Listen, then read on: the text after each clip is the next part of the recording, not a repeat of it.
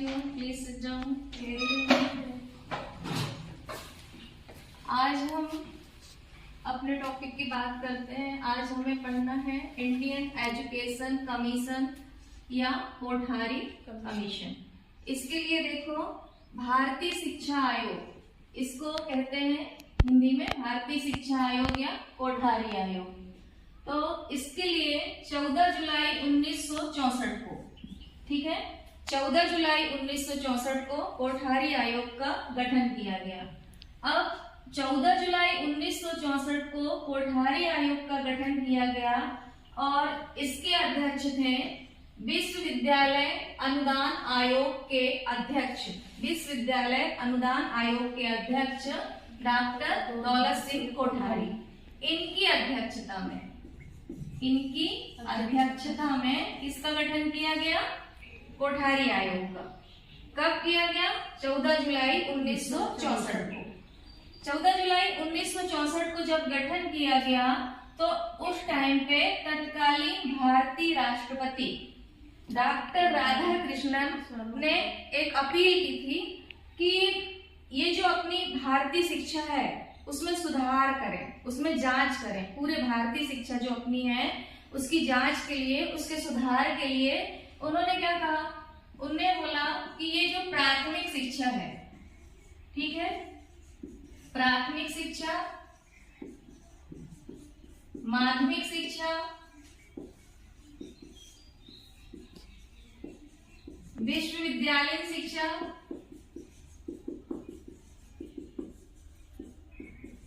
ठीक है, विश्वविद्यालयीन शिक्षा और तकनीकी शिक्षा,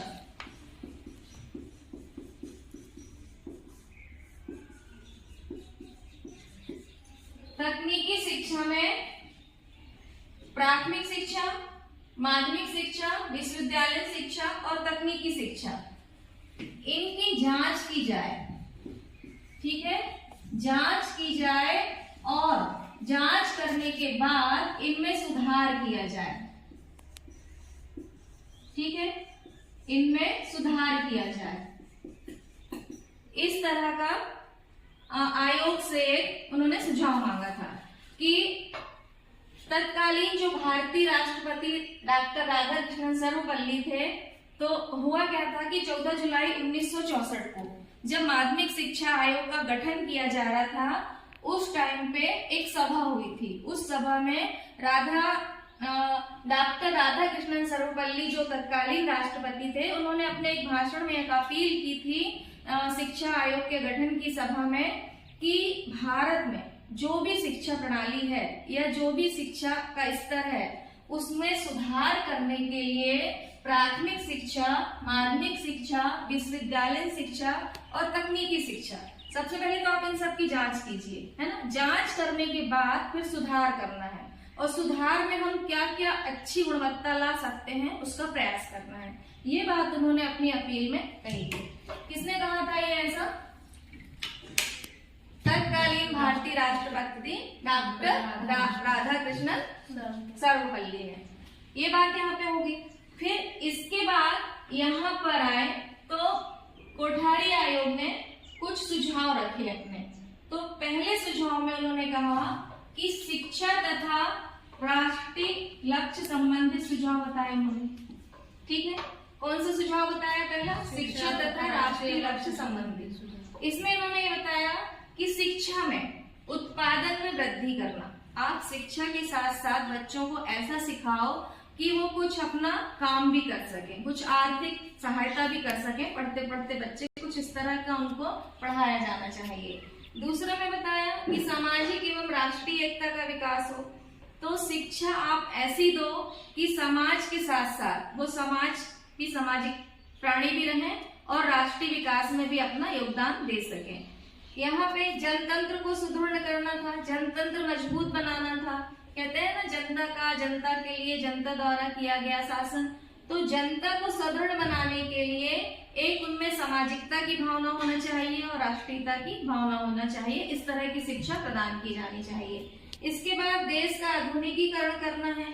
देश का आधुनिकीकरण कैसे किया जाएगा कि सभी को जब हम शिक्षा देंगे, सभी भारतीयों की शिक्षा अच्छी होगी, उनमें ज्ञान होगा और एक अच्छी बुद्धि का विकास होगा तो आधुनिकीकरण अपने आप ही आएगा। और आधुनिकीकरण करना ही है, शिक्षा में नई नई तकनीकें, नई नई शिक्षण विधियां लेकर आना है। इसके बाद यहाँ पे इन्होंने 5वें में बताया कि सामाजिक, नैतिक तथा आध्यात्मिक का भी विकास हो। अब आधुनिकता तो आए, ऐसा नहीं कि हम इतने मॉडर्न हो जाएं कि अपनी नैतिकता या आध्यात्मिकता भूल जाए। नैतिकता मतलब अपने शिष्टाचार में भी रहें और आध्यात्मिकता ईश्वर से भी जुड़े रहें। कुछ इस तरह की बातें इन्होंने इसमें की, शिक्षा तथा राष्ट्रीय लक्ष्य संबंधित बातों में की। ठीक है, तो इस तरह से हम अगले सेकंड स्टेप में आते हैं। जो उन्होंने सेकंड अगला सुझाव बताया था उसकी बात हम करते हैं। ठीक है, दूसरे सुझाव में, कोठारी आयोग के दूसरे सुझाव में, दूसरी सिफारिश में, दूसरी रिकमेंडेशन में उन्होंने बताया था कि शिक्षा की नवीन संरचना, हमें देखना है शिक्षा की नवीन संरचना कोठारी आयोग के अनुसार क्या थी। इसके लिए उन्होंने प्रस्तुत किया था, सबसे पहले प्रस्तुत किया था सामान्य शिक्षा को। सामान्य शिक्षा में आते हैं पूर्व विद्यालय। ठीक है, सामान्य शिक्षा में उन्होंने पूर्व विद्यालय में ये बताया कि सबसे पहले उन्होंने लिया पूर्व प्राथमिक। तो पूर्व प्राथमिक में हमने जो अवधि तय की वो 1 से मतलब 3 वर्ष का बच्चा रहेगा, 3 वर्ष तक पढ़ेगा बच्चा। 3 वर्ष का बच्चा 3 वर्ष तक कैसे पढ़ेगा इसको देखना है। तो इसके लिए इन्होंने नर्सरी क्लास ली। 3 वर्ष का बच्चा कौन सी क्लास पढ़ेगा? नर्सरी। ठीक है, फिर 4 वर्ष का जो बालक होगा, 4 वर्ष के बालक को पढ़ेगा LKG, और 5 वर्ष का जब बालक होगा तो 5 वर्ष का बालक क्या पढ़ेगा? UKG। ये 3 वर्ष हो गए। ठीक है, अब ये 3 वर्ष किसमें हुए? पूर्व प्राथमिक में। बच्चे की एज कितनी हो गई? 5 वर्ष। 5 वर्ष में उसने UKG मतलब नर्सरी, LKG, UKG इस तरह 3 वर्ष पूर्ण कर लिए और उसकी आयु कितनी हो गई? 5 वर्ष। 5 वर्ष। अब उच्च प्राथमिक में आए तो उच्च प्राथमिक में उन्होंने ऐसा बोला था कि इसके लिए जब बच्चा कक्षा पहली में जाएगा या फर्स्ट कक्षा में जाएगा, पहली कक्षा में जाएगा तो उसकी एज कितनी होना चाहिए? 6 वर्ष। 6 वर्ष में पहली में गया, उच्च प्राथमिक की बात चल रही है, और अवधि 4 से 5 वर्ष के लगभग दी थी उन्होंने इस तरह से। और कहा था कि उच्च प्राथमिक में जब बच्चा 6 वर्ष का हो जाएगा तो कक्षा पहली में जाएगा, 7 वर्ष का बालक और 3 वर्ष का तीसरी में, और 1 मिनट देखें, अवधि 4 से 5 वर्ष दी थी उच्च प्राथमिक में।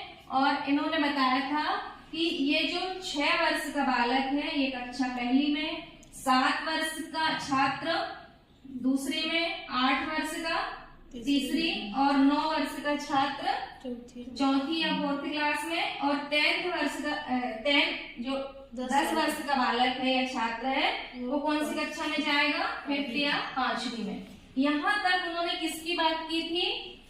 पहले पूर्व प्राथमिक की, फिर उच्च प्राथमिक की। तो पूर्व प्राथमिक में उन्होंने क्या बोला कि 1 से 3 वर्ष की अवधि दी थी। 3 वर्ष का बालक रहेगा, 3 वर्ष का बालक पहले नर्सरी पढ़ेगा, 4 वर्ष का छात्र LKG पढ़ेगा और 5 वर्ष का बालक UKG पढ़ेगा। इस तरह से 3 साल की शिक्षा कहाँ पे पूरी होगी? पूर्व प्राथमिक में। दूसरे में उन्होंने कहा यहाँ पे कि जब उच्च प्राथमिक की बात आएगी तो यहाँ पे अवधि रहेगी 4 से 5 वर्ष।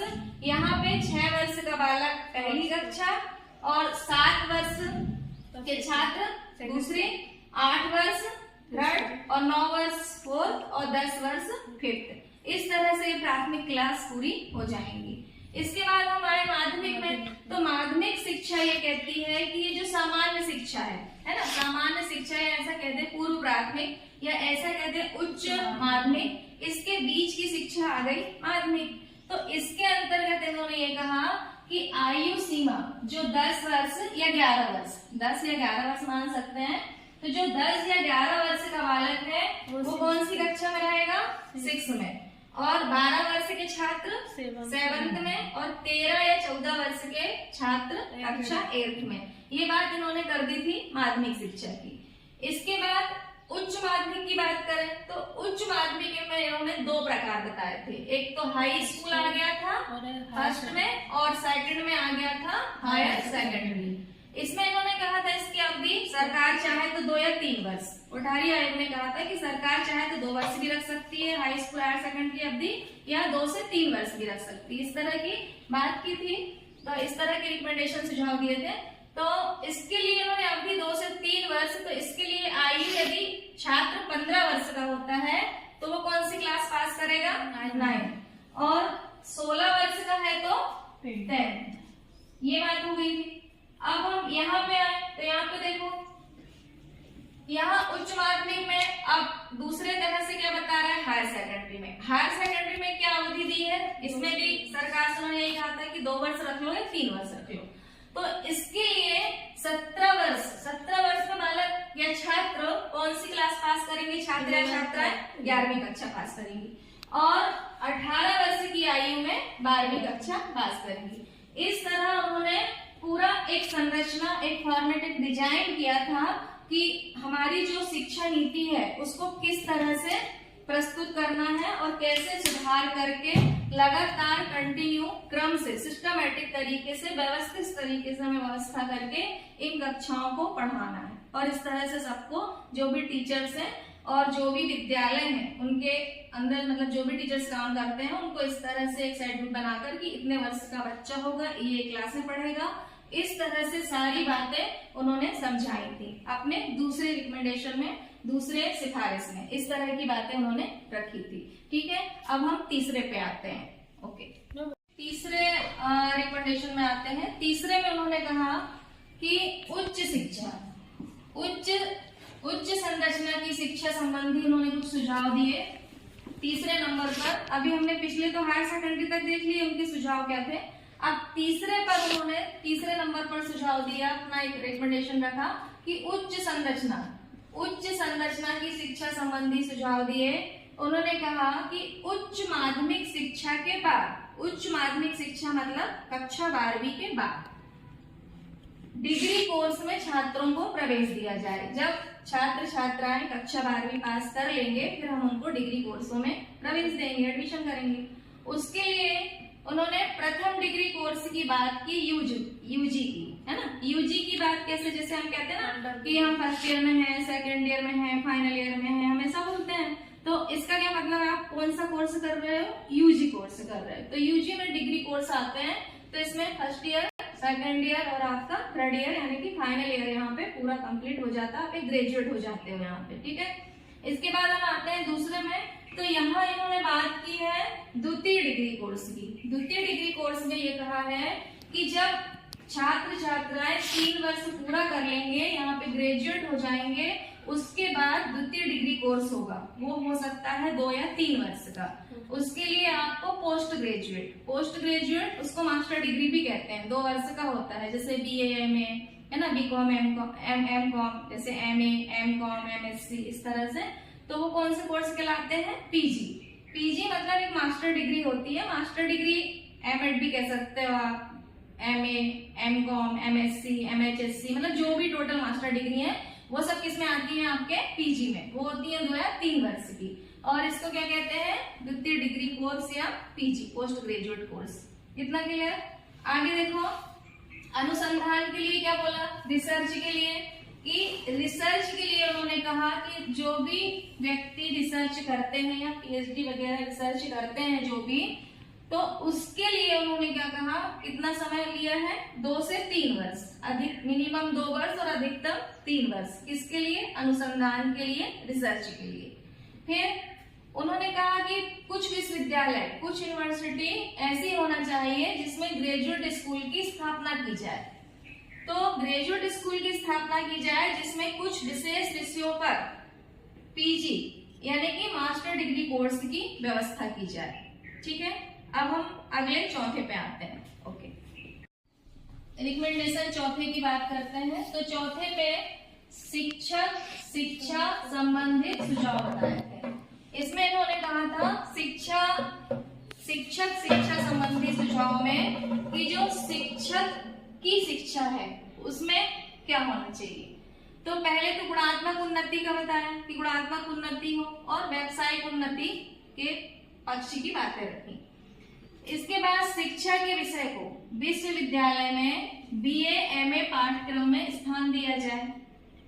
शिक्षकों को प्रशिक्षण सुविधा दी जाए, तो प्रशिक्षण सुविधा दी जाए, तो प्रशिक्षण सुविधा में जैसे B.Ed है, M.Ed है, उनको इस तरह से प्रशिक्षण दिया जाए, तकनीकी शिक्षा में प्रशिक्षण दिया जाए, इस तरह की बात उन्होंने की थी। इसके बाद प्रत्येक राज्य में अध्यापक शिक्षा स्टेट बोर्ड, क्या प्रत्येक राज्य में अध्यापक शिक्षा स्टेट बोर्ड स्थापित किया जाए।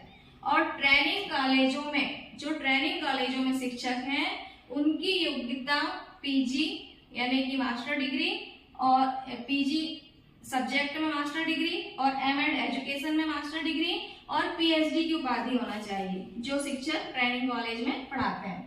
और उसके बाद फिर जो टीचरों को, मतलब टीचर जो पढ़ा रहे हैं, पढ़ाते रहे, लेकिन उसके साथ साथ जो विद्यालय महाविद्यालय हैं वो क्या करें, ट्रेनिंग भी टीचरों को, प्रशिक्षण भी टीचरों को देते रहे, ताकि शिक्षा में गुणात्मक उन्नति हो।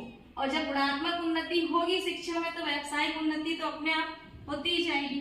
इसी तरह 6 रिकमेंडेशन उन्होंने बताई कि शिक्षा का माध्यम कैसा होना चाहिए। तो शिक्षा के माध्यम के लिए कहा कि विद्यालय और महाविद्यालय स्तर पर, शिक्षा का माध्यम विद्यालय और महाविद्यालय स्तर पर राज्य की भाषा होना चाहिए। राज्य की भाषा होना चाहिए, यहाँ तक तो ठीक है ना। राज्य की भाषा होना चाहिए किस स्तर पर, विद्यालय और महाविद्यालय स्तर पर शिक्षा का निर्देशन उन्होंने माध्यम क्या बताया, राज्य की भाषा होना चाहिए। लेकिन इसके साथ साथ कोठारी आयोग ने यह भी कहा कि अंतरराष्ट्रीय जरूरतों को ध्यान में रखते हुए हमें विद्यालय स्तर से ही अंग्रेजी को बढ़ावा देना चाहिए, ताकि हम इंटरनेशनल जो भी नीड्स होती है उनकी आवश्यकताओं को ध्यान में देते हुए हम स्कूल से ही अंग्रेजी को बढ़ावा दें। तो इस तरह से अब अगले रिकमेंडेशन पे आते हैं हम। अगली रिकमेंडेशन है